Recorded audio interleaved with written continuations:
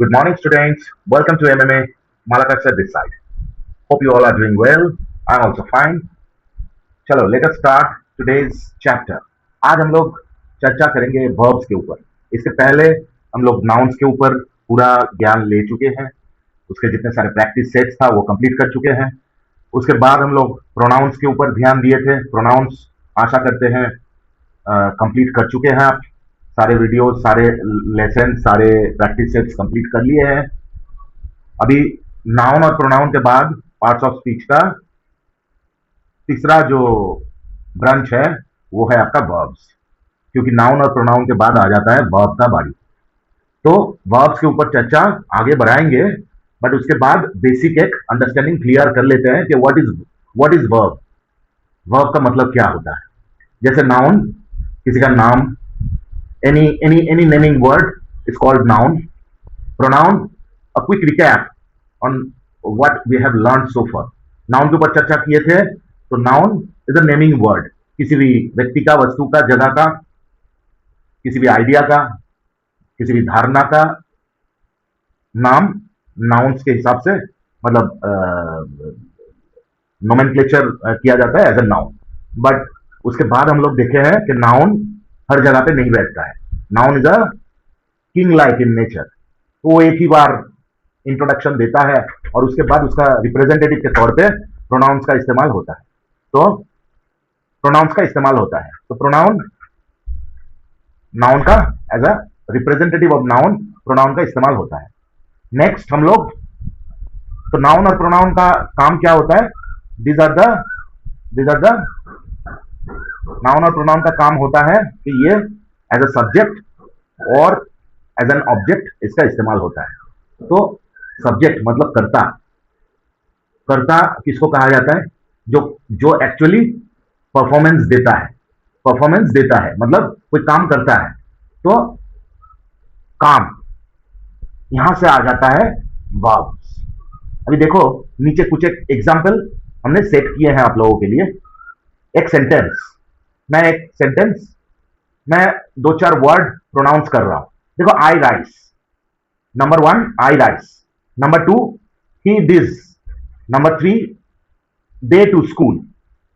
यहां पे ये तीनों जो सेंटेंस है, इसको सेंटेंस तो पहली बात है, इसको सेंटेंस कह नहीं सकते हम लोग, क्योंकि इसके कंप्लीट कोई सेंस जनरेट नहीं हो रहा है। अभी देखो, आई राइस, मैं चावल, इसका क्या अर्थ निकल के आता है? ही डिज, दे टू स्कूल, इसको सेंटेंस भी नहीं कह सकते हैं। इट इज ओनली हैप्पीली कुछ एक वर्ड्स को साइड बाय साइड बैठाया गया है। बट इससे हम लोग कुछ मीनिंगफुल सेंटेंस का कंस्ट्रक्शन कर सकते हैं। मीनिंगफुल सेंटेंस का कंस्ट्रक्शन कर सकते हैं अगर इसमें एक वर्ब का इंट्रोडक्शन कर दिया जाए।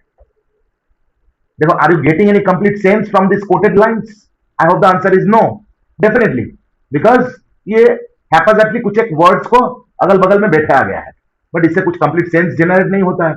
अभी नीचे ये डायग्राम पे देखो, आई राइस, यहीं पे अगर आई के बाद ईट इंट्रोड्यूस किया जाता है, आई ईट राइस, तो it makes a complete sense, मैं राइस खाता हूं। Number 2 he does, does he do this, क्या वो ये काम करता है? तो ये क्या हो गया? डू एज अ वर्ब यहां पे इंट्रोड्यूस किया गया, तो it makes a complete sense. They to school, they go to school, go यहां पे एज अ वर्ब इंट्रोड्यूस किया गया, तो it makes a complete sense. तो मतलब क्या हुआ? Without verb we cannot imagine a sentence.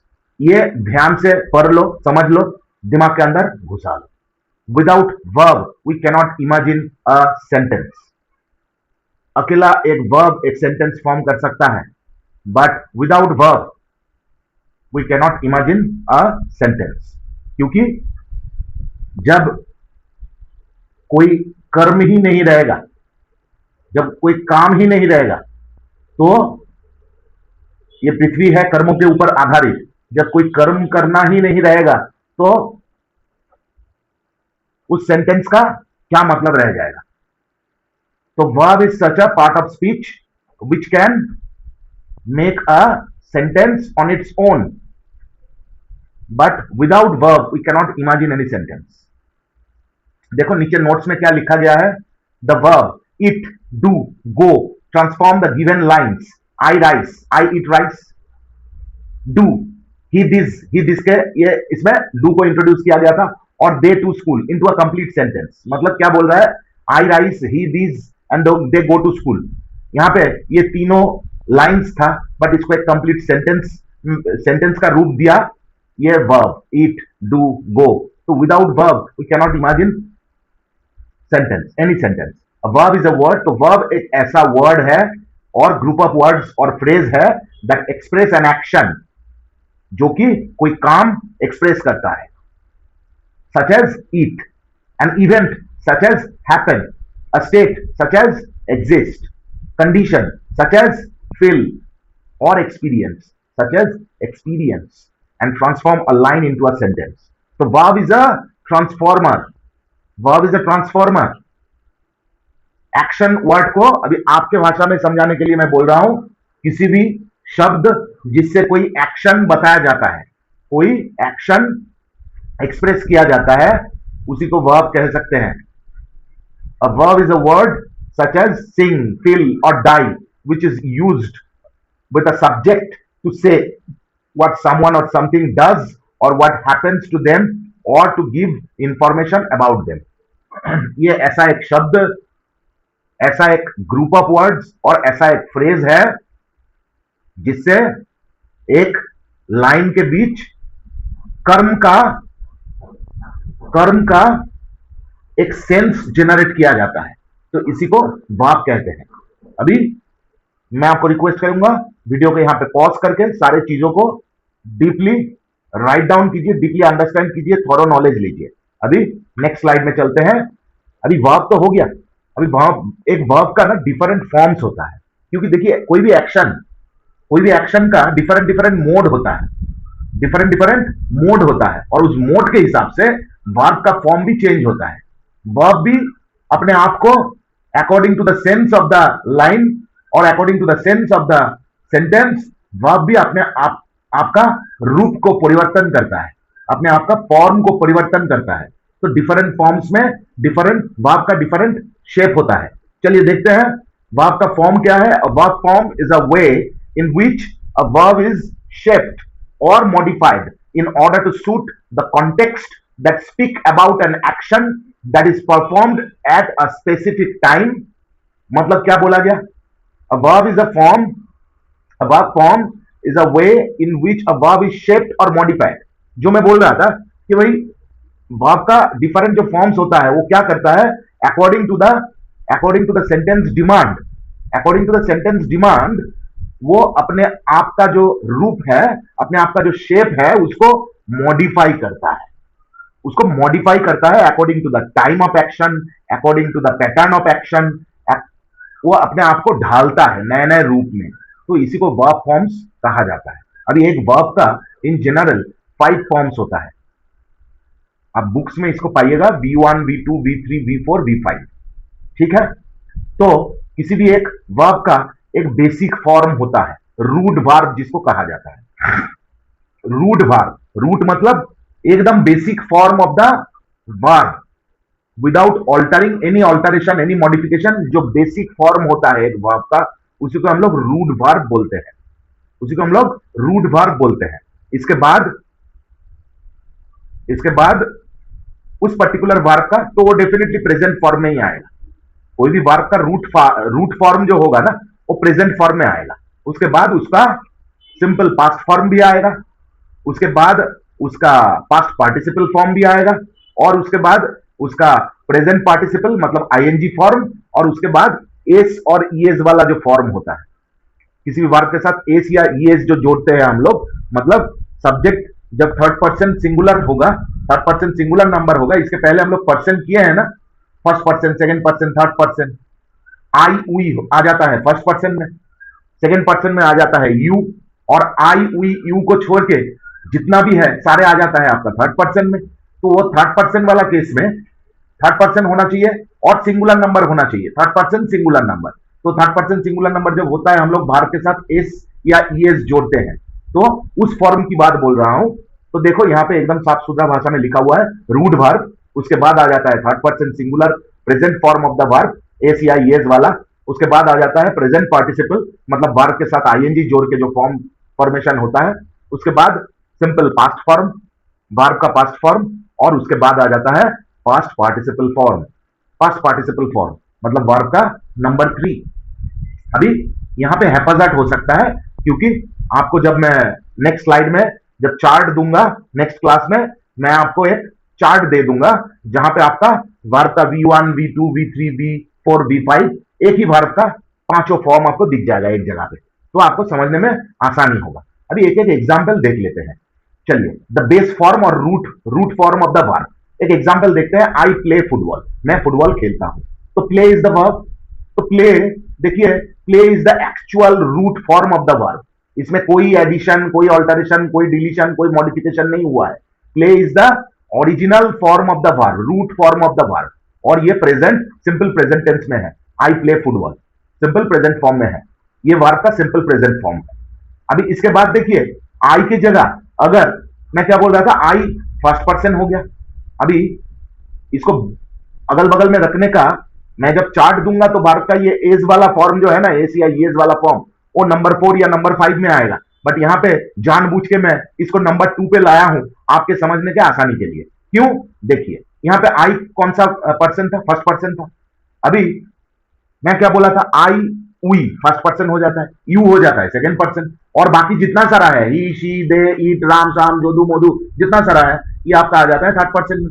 अभी थर्ड पर्सन सिंगुलर नंबर होने से वर्ब का एस या ईएस वाला फॉर्म जनरेट होता है। देखो एग्जांपल, ये भी प्रेजेंट टेंस में ही होता है, ये भी जैसे रूट वर्ब प्रेजेंट फॉर्म ही होता है, ये भी आपका प्रेजेंट फॉर्म ही होता है। बट क्योंकि सब्जेक्ट का पर्सन चेंज हो गया, फर्स्ट पर्सन या सेकंड पर्सन की जगह यहाँ पे थर्ड पर्सन आ गया और सिंगुलर नंबर आ गया, तो यहाँ पे वर्ब के साथ एस या एस जोड़ना पड़ा।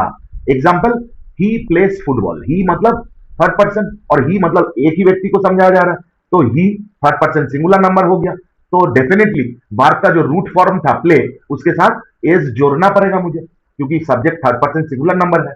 तो ही प्लेस फुटबॉल, समझ में आ रहा है?